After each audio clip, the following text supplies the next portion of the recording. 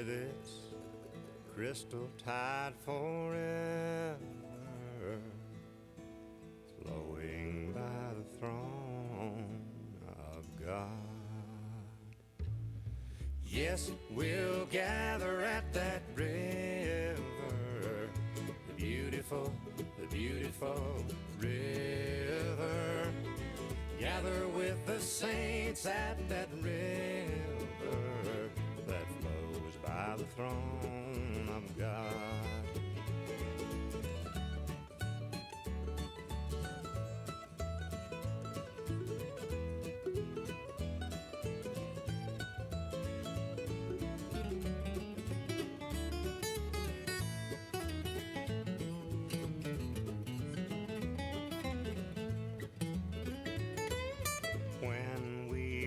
That shining river, we'll lay every burden down.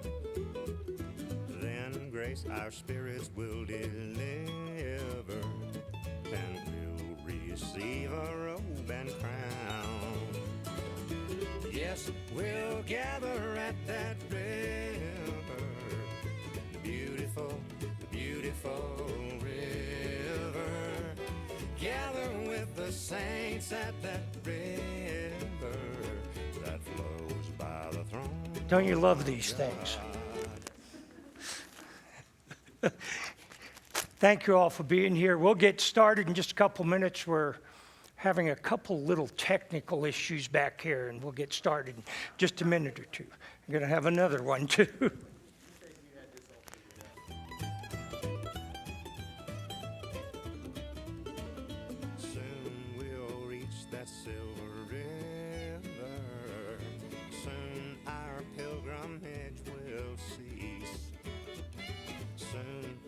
Happy hearts will quiver with the melody of peace. Yes, we'll gather at that river, the beautiful river. Gather with the saints at that river that flows by the throne of God. Oh yes, we'll gather at that river that flows by the throne of God, that flows by the throne of God.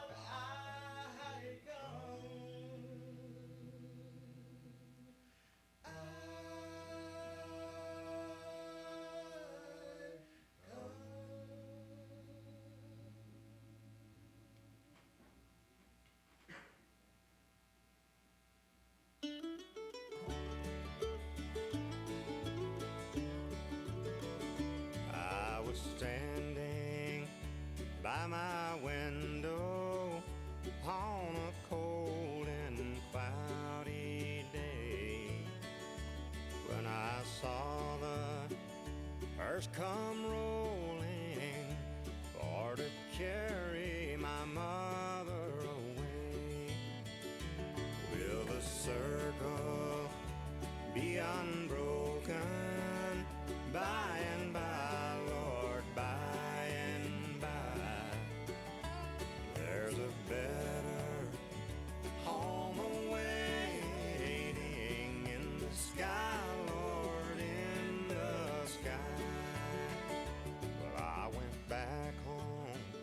Home was lonely for my mother, she was gone. All my family there was crying, for our home felt sad and alone. Will the circle be unbroken by and by, Lord, by and by? There's a better home awaiting in the sky, Lord, in the sky.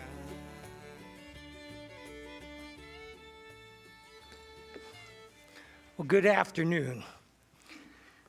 Apologize for getting somewhat of a little late start. We're still working on technology. Yes, I did think I...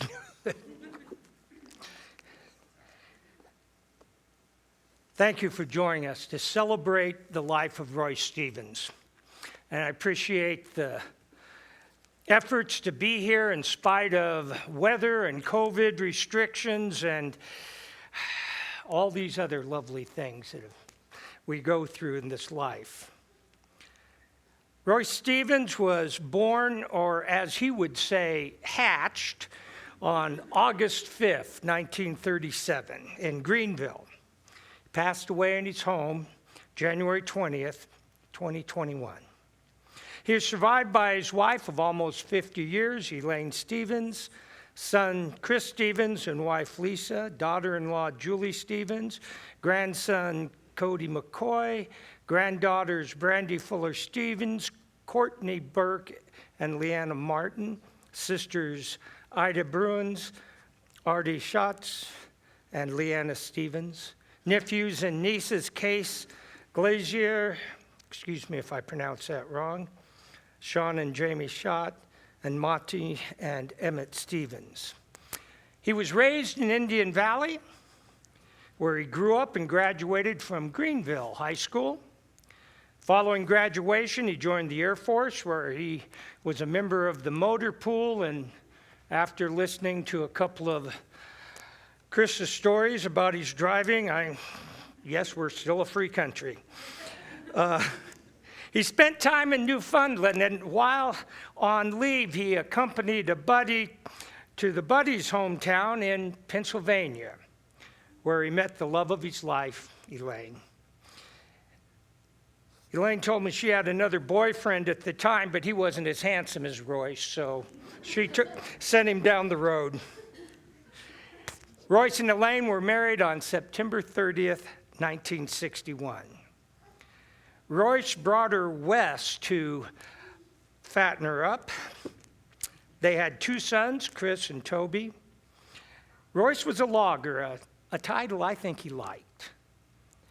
He worked with his dad for Milt Holstrom, bucking and falling trees. And as his boys grew, he started his own business with his dad and the boys working in the woods. The business was in operation for 8+ years. And then along with these boys, he went to work for an outfit in Paradise, again, falling trees. The boys had learned to operate equipment by that time, and they too were soon working for the same company. He loved working in the woods, in large part, I think, because he was a dirt road man. He loved the outdoors, and not the outdoors viewed from the confines of a 4-lane highway. The freedom and the roughness of the dirt road kind of matched his personality. He loved both the Sierra Valley and the Indian Valley. And after retiring from logging, he worked for the Sierra County Sanitary Landfill. That'd be the dump. And then he continued working for the county, doing maintenance at their offices in Loyalton. Many of you remember his other business, running a recycling center out of his garage. Well, Elaine had her own business at the time as well.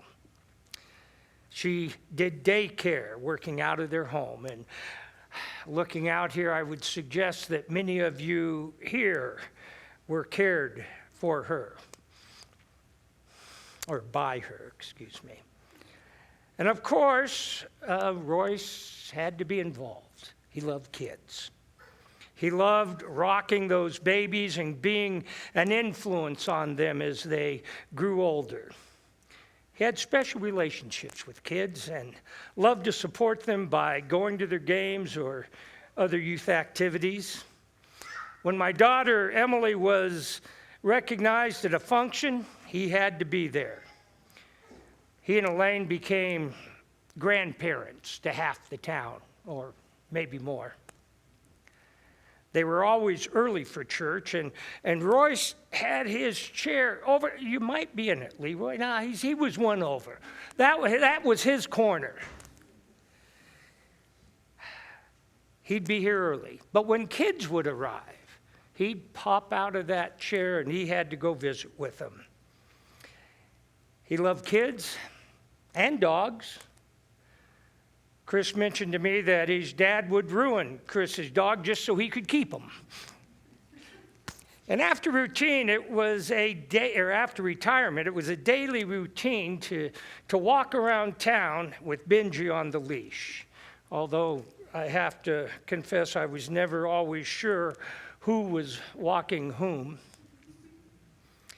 He kept his own kids busy, didn't want them to have time to get involved with drugs. He taught them a work ethic.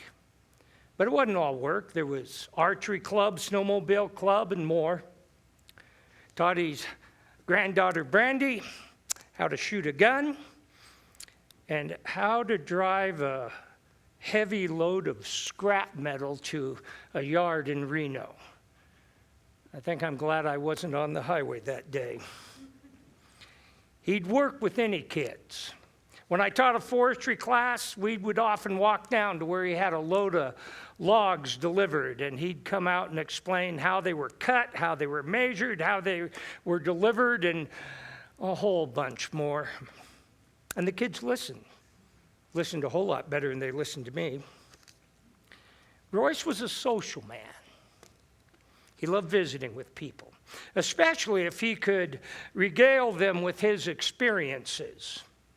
He had an incredible memory of dates and places, and he enjoyed the old coffee club that met at Country Cooking to solve the world's problems. I think half the reason he kept coming to church was to see people. Speaking of church, some of you younger folks might not remember some of the specials he performed. He could do a poem from memory,